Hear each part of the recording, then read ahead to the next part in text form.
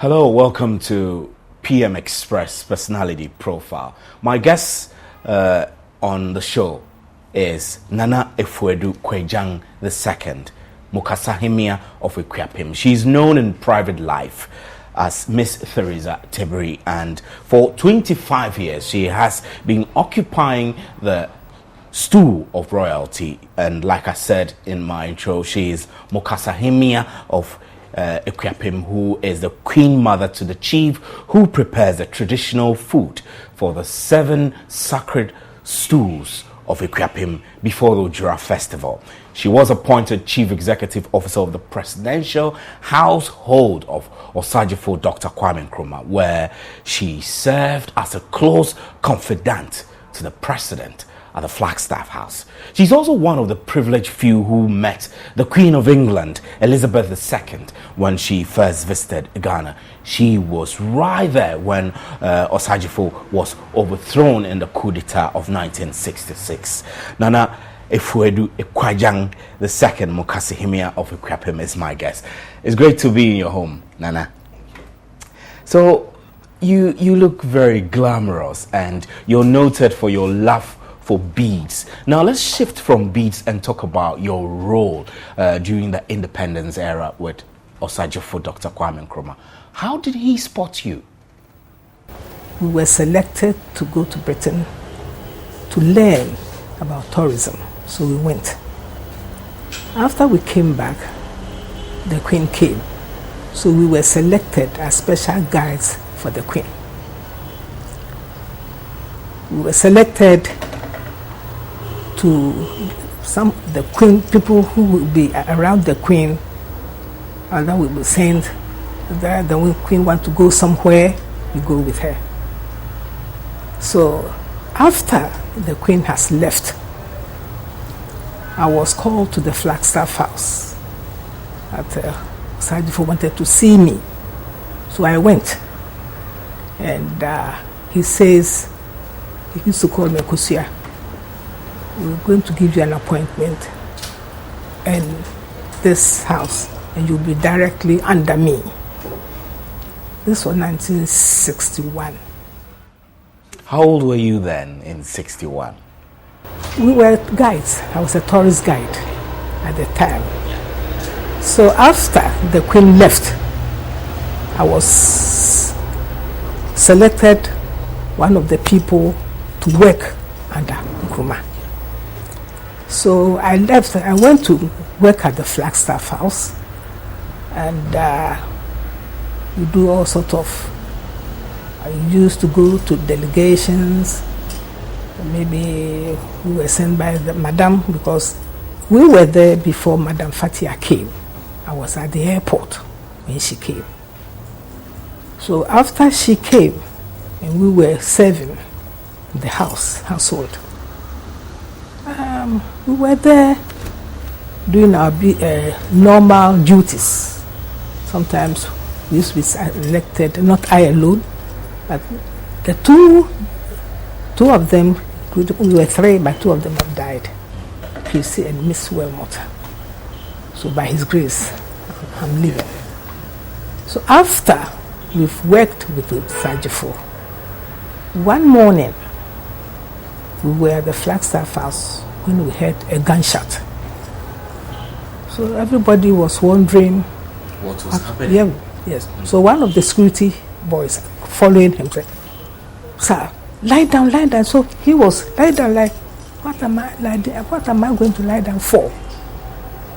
So he was running to go and push him when the gun, when he died. He was hit by the gun at his back. We were there. That was how one of the security people died. That was very scary for you as somebody who has worked there for years. We don't know where to go. Wait. But you know, some of us, by his grace, were able to get somebody to pull us out, put us in a taxi, and we left.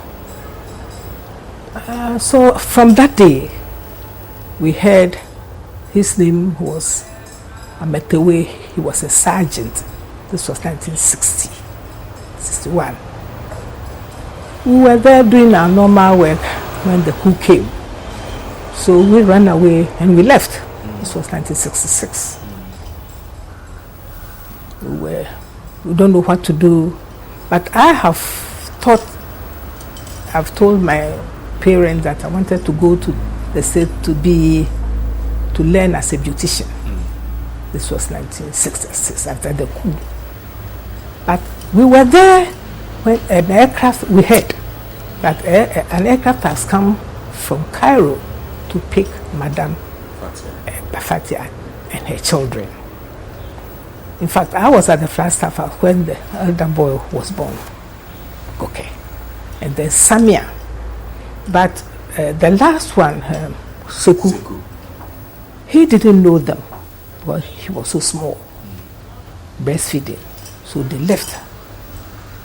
And we heard an aircraft came and picked them to Cairo. That's all. That was it.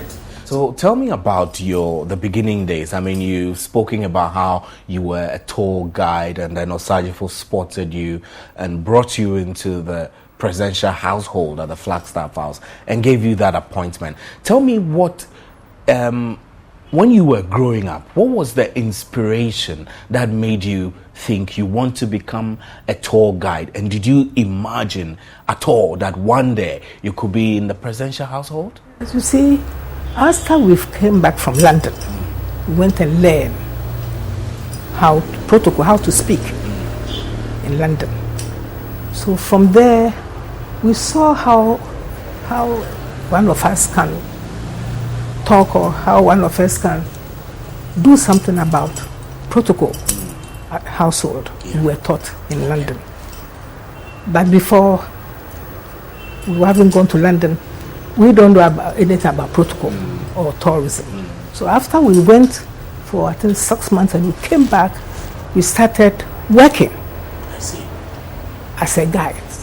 When an important person come to visit Osajifo, two of us, one is called Miriam Kusi, but she's dead. And we used to go to Abri. We were so young at the time. We used to take these people around before they left.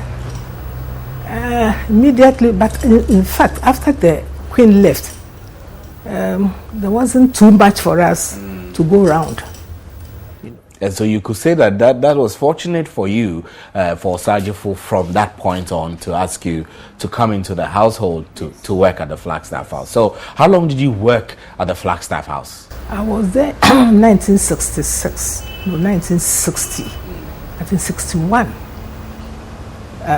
until the coup. Okay.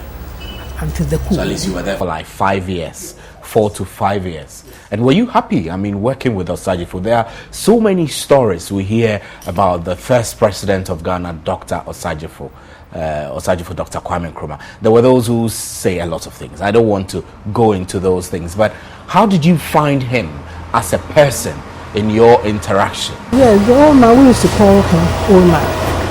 Very kind, very strict. He goes to work at 7:30. If he's there, you have to be there. You don't know whether he will send for you, you ask somebody to call this, that. So we make sure when he's in the office, we are very punctual. By 7:30, he's in the office. But sometimes some of us, if we see that he's gone to the office, then we write down to go and buy a few things and come back. But you have to make sure that he couldn't call you or at the time. Yes. Because that will have consequences for you. You could lose your job.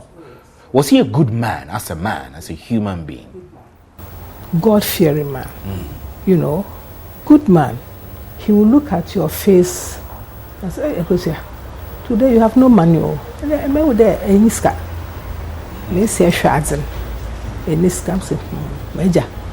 We used to, because I speak Chi, I used to call him Major.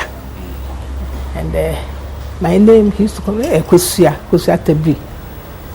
My name is Miss Kabiri Kwagyan. So if we want something, sometimes we squeeze our face. There he would say, hey, Jamaha, Imprim. Hey, Anna, the mama friend, I come as one, He used to say things like that.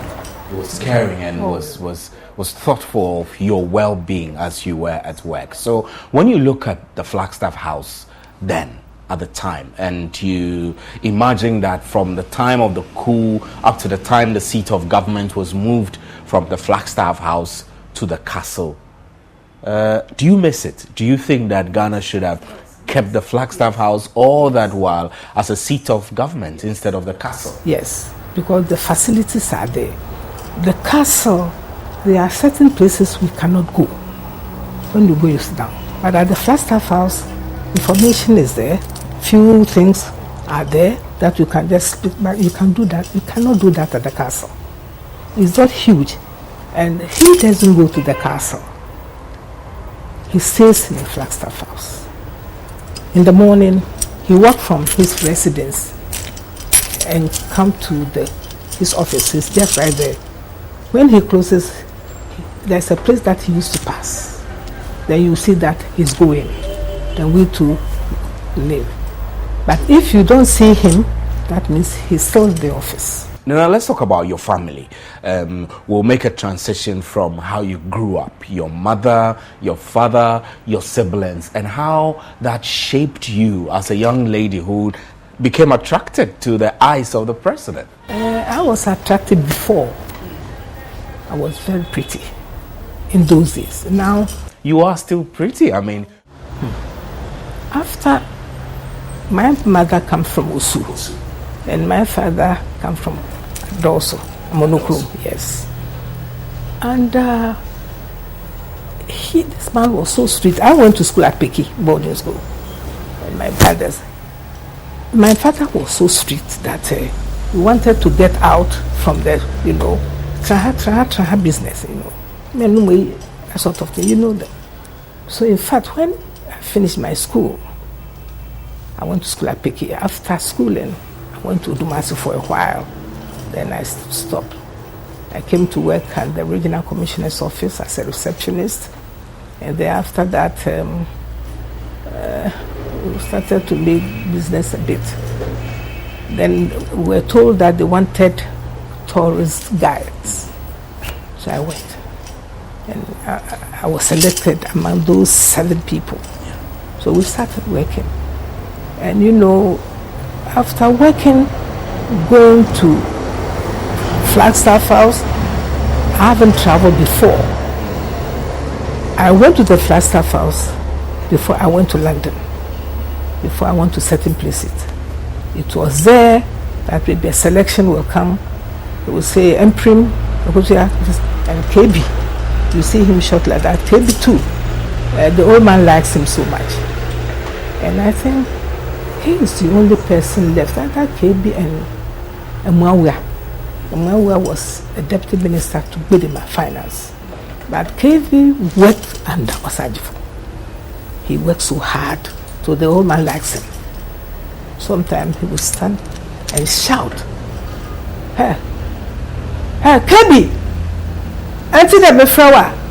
That man is just a short man. You see him running with his file, wanted to fall down, because they are them down and we are up. So anytime he's passing, we used to see him. Nice man. So after the overthrow, they messed up the organizers, and I left to do a beautician. I went to AP School of Beauty Culture. Yeah, you told me that. So let's focus on your parents, your mom and your dad. What did your dad do? You said your dad was one time Adoso Hene. Yes. And was that all he did, or he had? No, he was a teacher. He was a teacher at a Kropon. Then after that, we find him a job at Labour Department. After I went to the Flagstaff House. After Labour Department, they went and took him to be Adoso Hene. And we don't understand it, so we don't like it. But somebody said, sit down, let me tell you whatever the implications. Yes. So we got to agree there. He went to Adoso as Adoso Hene. But we were born already. My mother comes from Osu and he comes from Adoso. Okay, so what about your mother too? Was your mother also a teacher? My mother was a trader. My grandfather was a goldsmith. Goldsmith, that's your mother's father? Yes. Was a goldsmith. My mother used to sell trinkets. Like earrings, necklaces. Yes. She used to go from Adoso to Kuforudua market time, and then she comes back. Yeah. She started selling and sewing at the same time before we were born. So is that where you took your love for fashion and beads and jewelry? Yes, my grandfather was a goldsmith apparently, and my mother used to wear beads, and I was the only daughter. We were 10 children. I see. I was the only first born apparently, first one. So she would go to the market and be like, hey, she doesn't speak English. She said, hey, Nenhambo. Put it, let me say. That's how we started. That's how we started. She used to sell and sew at the same time to look after us. 10 children. So what took you and your family to Peki before you went to middle school there? Yes, you see, the Akwa used to go to Peki a lot. It's not far from Peki, to Peki. It's not far. But so I didn't go to Peki alone. I know a few people who went to Peki. And the school was a boarding school at that time, in the 40s, boarding school. It's situated at Blengo. So we went to Blengo, San 4.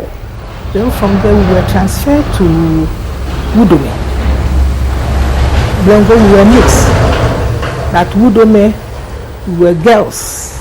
Yes, only. So from Wudome, I finished at Wudome and I left.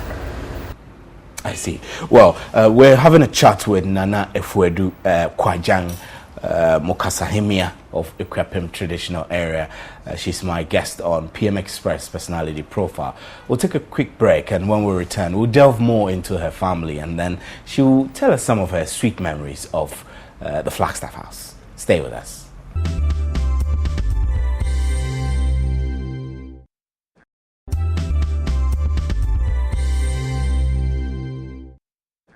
Welcome back to PM Express Personality Friday, and my guest is Nana Afuadu Kwagyan II, Mokasahemia of Ekwapim traditional area. I'm cautious to pronounce it very well so that we all understand the traditional significance. So, Madam, let me shift back to your time at the Flagstaff House. I mean, Osajifo was married to Fathia, and then I want to understand, as young girls or women in the Flagstaff House, what did you think about your president married to somebody who was not a Ghanaian?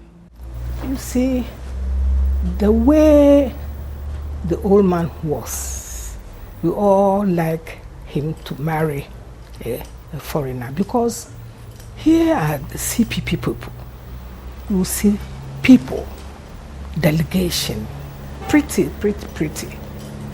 And we liked him to do that because Ghanaians are beautiful, you know that.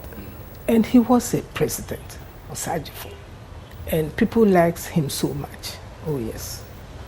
And it would be difficult for him to, are you going to marry in the take somebody from the CPP or where? You know. So the day we heard that he was getting married to an Egyptian, we were happy. It didn't surprise you that he yes, was getting married to an Egyptian? We knew he one day married to somebody, a foreigner, yes. But we didn't know it was Madam Fathia. Until 2 weeks to the time when we heard that she was coming. And some of us went to the airport. Beautiful girl. Beautiful lady, you know, young lady, long hair, beautiful. And we went and met her at the airport. And we went to the Flagstaff House. But we didn't see her again, like seeing her First lady all the time. No. You see her indoors, you know. I see. So did she? Or maybe going to a parties.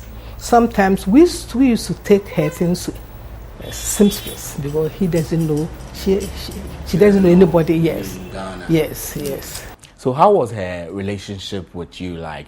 I mean, since you worked in the presidential household, you definitely had some kind of relationship with Fathia. Yes, she was so quiet. She doesn't speak our language. She doesn't speak too much of English too. But somebody came purposely to look after that place. But she was so quiet, very quiet, She sits down, look, she had just came from Cairo, and she respects herself. Those people who worked with her, she liked us, she would speak small English. But later she started, yes, because the first day, anyway, when she came, it wasn't too long that she was married at the Flagstaff House. I see. So you have sweet memories of your days at Flagstaff House, especially when it came to the first couple, Fathia and Nkrumah. What are some of your bitter memories? I mean, I'm asking this because in any human institution, when you work, there's good times and there are bad times. Do you recall or remember at all any bad memories from the Flagstaff House? The bad times, sometimes it comes from our people, like the drivers. They will start shouting, The woman, Madame herself, doesn't talk much. So she has never offended anybody, But if she knows you are, close, she always call you. She doesn't even know my name. She used to call me Kosia. When sometimes even we used to go and push Samia in her pusher when she was born. She has 2 Desi sisters who look after them. I see. So today, when you see Samia on TV or when you hear Samia on radio, what comes to your mind? When she came, Mrs. Botu gave me her number. That told her, well, your daughter is here. So I spoke to her, But because of what those people have gone through, because she was so little when they left, and we didn't see them again. And hardly will she have memories of those days. Did she remember you? No, she doesn't. She doesn't. She was so little, she doesn't. As for the last one, he was so small. They were carrying Sekou, you mean? Yeah. Sekou. He was so small, so wild. So he doesn't know the parents. So if he's wild, not him. He doesn't know the father. He didn't get the discipline that Nkrumah is noted for. You told us that Nkrumah was very strict and he was disciplined. He very, very respectful of time and everything, and he also cared about your welfare. He didn't get to see all of that. So he's his own man. I mean, I must be honest that whoever he is today. Yeah, God has given him something. It's God. Because I was among those people who went to Kulungugu. Anyway, because I went to Kulungugu myself with them. But we stopped at Tamale. I see. And they left when we heard this. You're referring to the bomb assassination attempt on Osajefo at Kulungugu? Yes. We were dropped at Tamale. At that time, Mumuni Baumia was the regional minister or whatever there. But later, President's father, we call him Asumda. Asumda too was appointed deputy minister in Accra. Muhammad's father. Yes, we know him. Yeah. He looks like the father. And the father, there was a mark. Yeah, yes. So after the Kulungugu incident, when we came back, in fact, my mother said, "You are the only daughter of mine.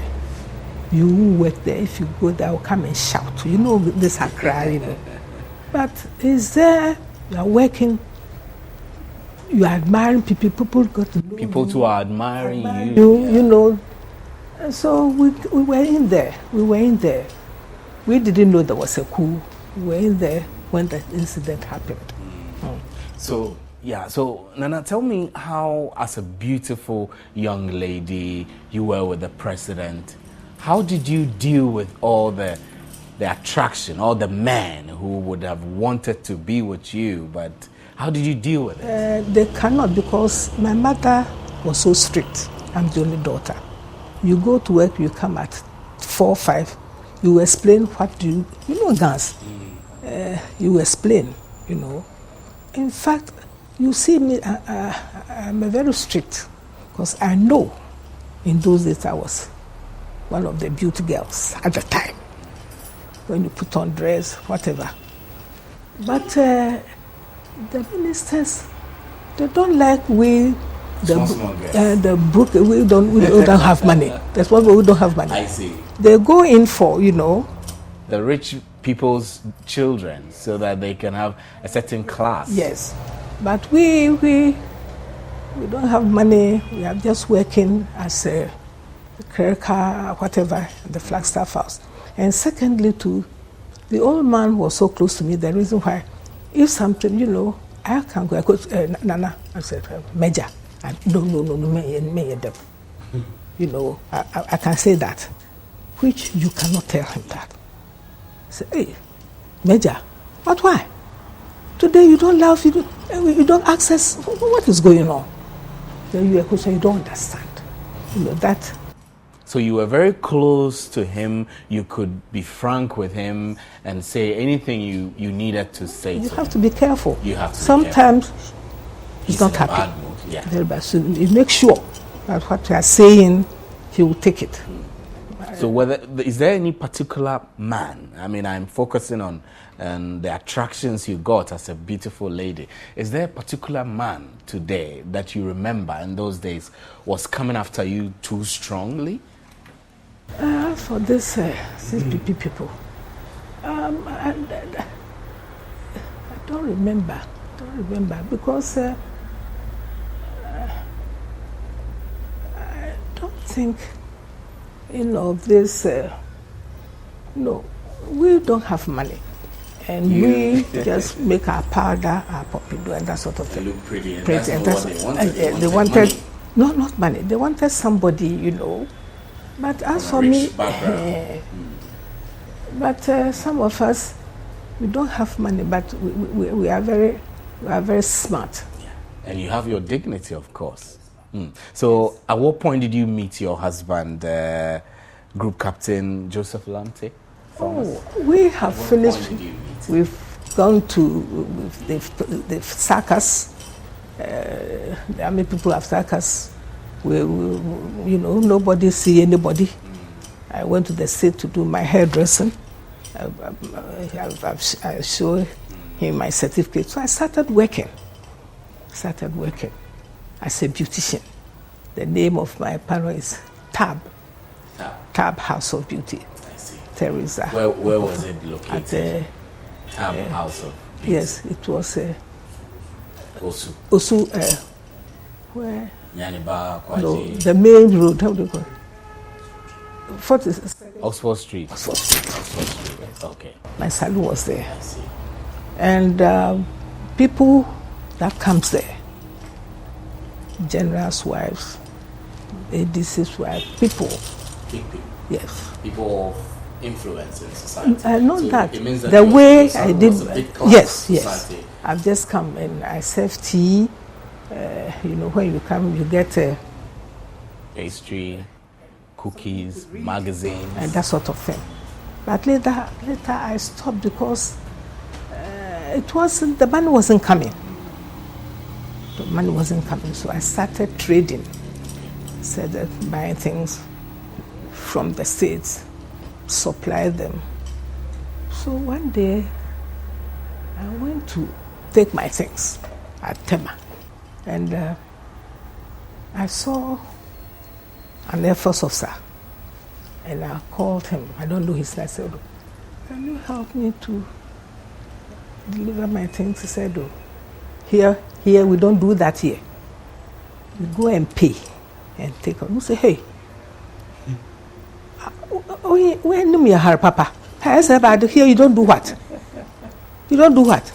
I've come, my things are there. I'm begging you to help me to take this. You say what? Is this place, is it an Air Force? So I started shouting. After shouting, I was so ashamed. Then he said, where are your things? So he went there and organized it for me. I paid something a little. And I came home. This was 1970. 79, because I got married 1980. Yeah, I got to know him when I went to. So after you came home, he pursued you, or you met again, and how did the romance flourish? You know, sometimes I used to see him at a party, you know, looking smart. Smartly dressed young soldier, young officer. If you say young pilot officer, if you say soldier, say, hey, the soldiers, we are pilot. So it was a time he said, hey, Ukra, madam, if you are not married, I said, hey, you people, you don't have money. What are you telling me? And he's quite quiet. Now that he's talking. So I don't know what happened. He got married in 1980. And we went on post in 1996 as deputy DA. And, but I used to travel so often because all my children are in the States. The one is here is at the Bank of Ghana, Caroline. This one is Ade. All of them are economists. I see. Ade is she went to Georgetown, and then she worked at J.P. Morgan's and Chase. This one, and this one went at the bank, but she's now here at the Bank of Ghana. She's number 2. Then number 3 is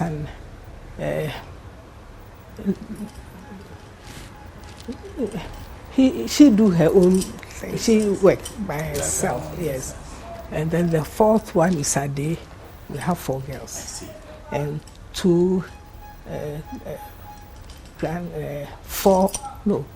6 grandchildren. 4 girls, 6 grandchildren. So what are the memorable things you have of your children growing up? I mean, seeing that now they're all grown up, what kind of relationship did you have with them as they were growing? Before, it wasn't easy. They grew up here in Dansoman? No, not here. At Osu, my mother's place. Because some of them went to Holy Child, Mauli, and then, but they grew up, and the little ones came to Dansuma about 20 years ago. But I sent all of them to the States. Because they are girls. I used to work, send the money to them, pay their school fees, and that sort of thing. It wasn't easy. It wasn't easy. 4 girls. Are you a happy person when it comes to the life you have led, from your role in the presidential household to meeting your husband and having 4 children? Overall, are you a very happy Yes, woman? I was very happy. But it wasn't, after I left the Flagstaff house, it was rough.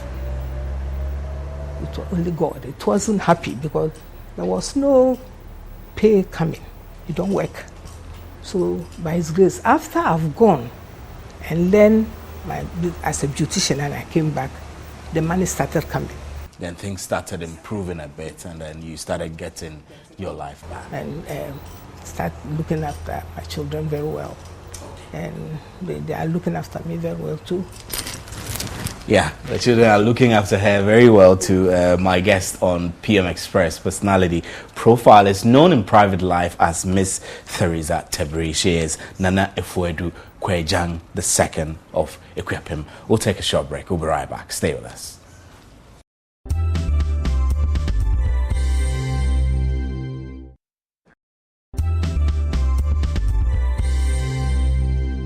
Welcome back to PM Express Personality Profile, and my guest is Nana Afuadu Kwagyan II. For 25 years, Nana, you've been a royal. You've occupied the stool of royalty. How does it feel like being a royal?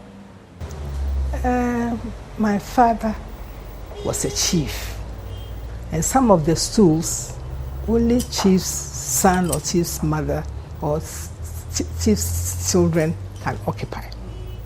So I was occupied a stool, a very small stool at Amonukrum as Ankobia of Amonukrum, Britu Ankobia. 2 years. Then Osa Nana Adudankwa the third, Ukyape Mahine, called me and said, Kutuya, I want you to be on this stool, because this stool is a very sensitive stool, and somebody you trust, that you have to put the person there. Your father was a chief, so I won't have a problem. So I went to Akropong with my mother, my people, including Thompson, because I've already married. So when I went, the Ankobia people were there. They started asking me questions about it, and I said, hey, it was Omahine. He knows my father was a chief, Apakahine. So he contacted me, and because I know him, I came. So whatever he will say, I have no objection. So he said it that we should go and think about it. He gave us 1 week. So we came back, we went back to Akropong, and we said we have accepted it. So they told us things that we have to do, and the stool, the black stool, is under him, direct. So I'll take instructions from him direct. It's what he said. So we started doing our work, Ujra and that sort of thing. Then he called me and said, the way you are performing, I have to give you a paraquin. You want to see one? You want to look at? It's okay, yeah. I mean. So he gave me a paraquin. We call it Apaka. Apaka. Yes. So we thanked him, and he showed us where they used to do it. So we went to Kufuridua and done Apaka. And then that day, that very year, I was to go up as Mukasa Hemia, Equiaping, direct under Elsiadeyo and Adudankwa. So I've been like that since 1990. I see. Up till today. So, what exactly do you do as Mokasehemia for the Equiapem traditional area? Prepares a food, a special food. Nobody sees it. And he will taste it. He will taste the food before Dohine tastes it. But my chief died, and I took over. But there was somebody who will do it, but I'll sit as a queen mother. Because if he goes to the stool house, I have to be there. If he comes out, I have to be there. If he stand up, I have to be there. So when he went up at a paramount chief, I went up. When he gets down, you get down. Yes. So after a while, the old lady started, sometimes when he calls me, I don't go. So because you are getting spoiled. When I call you, don't come. I say, Nana, I don't know. Pray. These boys, they will carry you, started shaking you. When you tell them something, they won't take it. Say, Tobo. He's a Udo Kasase bishop. when there's a fight, he doesn't want trouble. And I don't go, oh, he's such a God-fearing man. When there's trouble, he doesn't like it. So if he sees us shouting, he will say, from the manibra, call them. They say, no, it's not good to do. What your boys are doing? He said, make us and some of those things. Until last week, I started coming down because he doesn't go up. He's not well, so I don't have to go up. So, I mean, for the period that you've been Mokasehemia, what are some of the things that you remember and that makes you happy about the position? Yes, when we go to the schoolhouse, there are so many things you see that you haven't seen before. You know, the custom. You see your great-grandfather. You see whatever. The time that he will eat. That's the time that the stool will eat. You have to be there. So I learn a lot from it. Now sometimes, I remember we went to, we went to some customary rice. Yes.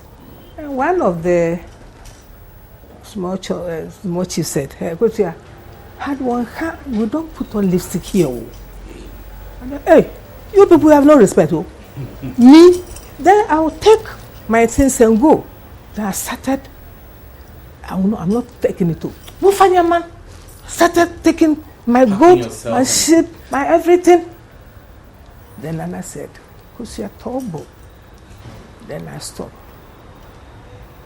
Since then, nobody asked me about lipstick anymore.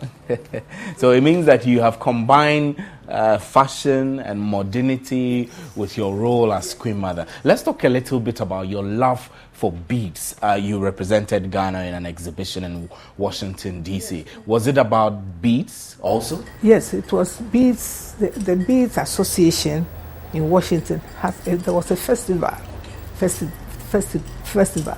and we were invited to Washington.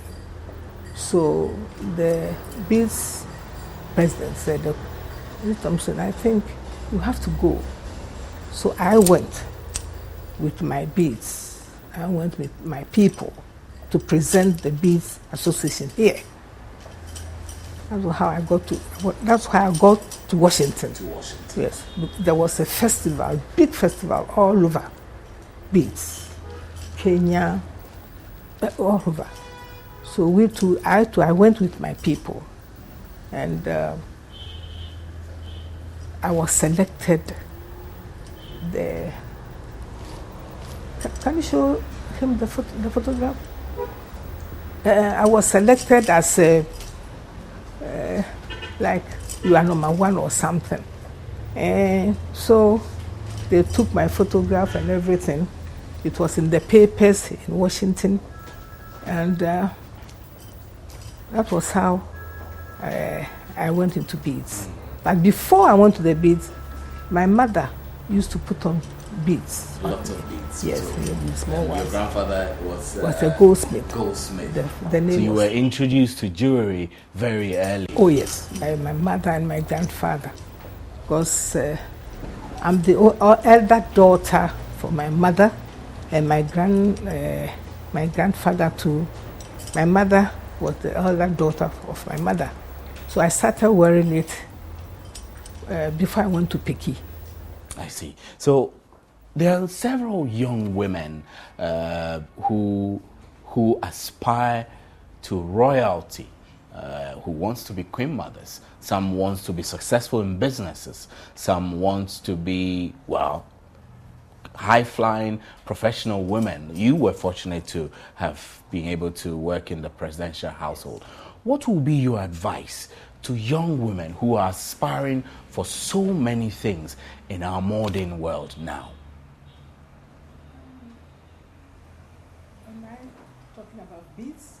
Anything in general about their appreciation of culture, their determination to succeed in the career world, family, any advice at all? They have to be very careful.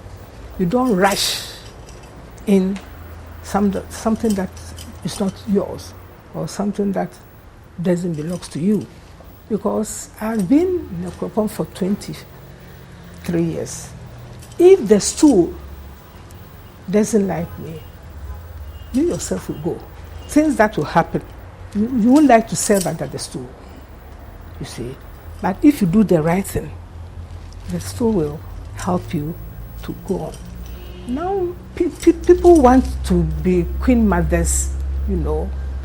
It's not on. Let it be your turn, you see.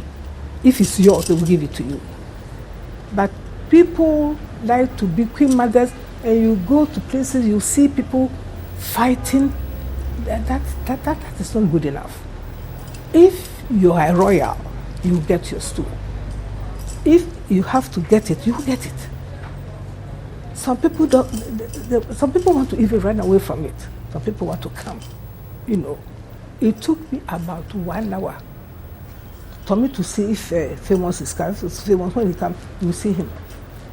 So that I started dressing 1 to 2 hours. When I put on this, I take it off. My neck. When I put on this, I take it off. You know, something that you come say, no, this is okay. So it's not easy. It's not easy. It's very nice to be, but the implications, the instructions, you know, sometimes they will tell you, don't let your husband come to your room. And you do it that way. And it will happen. This one is an Air Force officer, but I'm so strong that I have to shout that this is for my stool. This is what the stool wants me to do. Then he said, okay. So it's something that I have to tell these young ones, that if you see it like that, when it's yours, you get it. You'll be hiding. They will pull it out. They come and sit on this stool. Yes. So even sometimes I used to tell even him that I want to quit. So that I'm tired. Oh, I'm tired. I said, no, you wait. There was a time we went to Kumasi, somewhere for a festival. I was the only queen mother who went. He came too. And a lot of queen mothers came. And he said, Nana, why have you? Hey, this time, you know, he's like that. He used to pull us. And some people, we are tired of instructions. But if you want to be, you have to take instructions. You have to take instructions if you want to, be royal. You need to take instructions. Sometimes you don't have to eat. If on my hand, I've been eating yam, you don't have to eat it. So it's not an easy task. No, to for be 3 months. Mother. 3 months, no yam. No, and you've been on this for 25 years. Yes. That must have been If very eating difficult. yam, you are not eating yam. Yes. There's a house that will eat yam before everybody. Omani himself doesn't eat the yam. And so they've done the custom. Before he eats, if he eats it, then you will eat it. If I eat it, he will know. He will know. So I go to here, where's your day? And then you feel shy. So I don't even, we won't buy it here. And now let's talk about politics. Let's talk about the role of traditional rulers and chiefs in politics. You, having worked as in the presidential household, has some appreciation of what goes into politics and etc. Would you recommend or would you advise that chiefs play an active role in politics? The way what we see and what we hear, I don't think it's proper for a chief to go in politics. You see, because they will be rally or something, you won't be there. Somebody will come and tell you. So there are few things you hear, you don't see. So chiefs, it's not proper for us to go. If you resign, yes, go in politics, yes. But if you want to say, as a chief, a queen mother, keep off the politics and talk to your subjects what to do. So are you CPP because of your working relationship with Osagyefo for Dr. It's obvious. It's obvious. How can you work at the Flagstaff House and they've sacked you like that and you won't be CPP? I'm a CPP. You are a strong CPP. CPP hasn't done too well. Since Nkrumah left, CPP has not even been able to form a government. You must be supporting a losing cause then. And you don't say that because politics, if you don't have money, you better keep off. You see, we are CPPs, and I'll be a CPP all the time. But if you ask me, I don't even know where my card is. Since 1940 something, we've been CPP. The reason why it is that it's not a bad organization, you know. I won't quit CPP. But the reason why the money is not there, we don't have the people. But Osagyefo had people to back him. Hey, but it's gone. Since the sackers, these soldiers, since the sackers in 1966, we've never come back. So since the coup, I mean, let's wrap up by talking about your experience during the coup. I know we didn't explore it very well when you spoke about the time that the sergeant was shot dead when you were there and how. No, he didn't die. He didn't die. No, he didn't. Somebody else died. Yeah, one of the bodyguards who were following the president to his residency, one of them was shot. Yeah. So my understanding is that from the time Nkrumah was overthrown, all of you who had working relationship with Nkrumah, your lives were in danger. How did you survive the period of after the coup until today? After the coup, it was God. Because people wish you are gone. People wish you don't survive. But it comes the kindness or thing that you do. Sometimes you go to the market, my mother told me I shouldn't go. I said, hey, you know, you're Flagstaff House. I think then you see me, let's give her, then you see me like, yeah, like, hide, like what she said wasn't me, but it was me. You understand what I'm saying? I understand. Somebody. So it means that you needed to pretend in order to protect your life. Yes, I won't pretend. I won't pretend, sir. But you have to keep a low profile. Yes, because you've worked with the person for. I went there in 1961. The who came on 1966. People see you sitting in the car. Do you think it's proper for you to sit in the car? While your boss, your father, they've thrown him?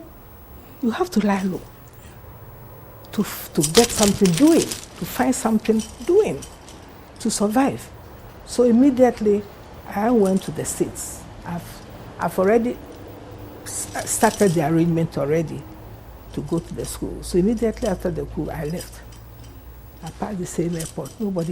There was nothing. I went to school and came back up to now. So when you look back at the coup and then what Nkrumah started in Ghana and then he was overthrown and then he died, do you think if Nkrumah's ideas were to have been implemented even after his death, Ghana would have been better today than it is now? You think a lot of things went bad? If I say I don't know Nkrumah, then it's not good.